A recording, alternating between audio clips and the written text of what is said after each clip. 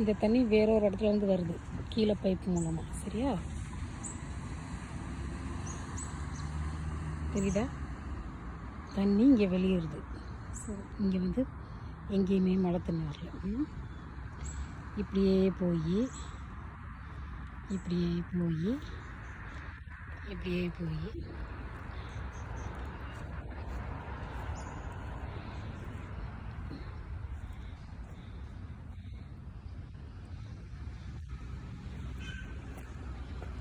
இப்படி தெரியுதா? அப்படியே போகுது. ஒரு அழகான சீன் காமிக்கிறேன் பாருங்கள். இது ஃபுல்லாக தண்ணி எப்படி நிற்கிது.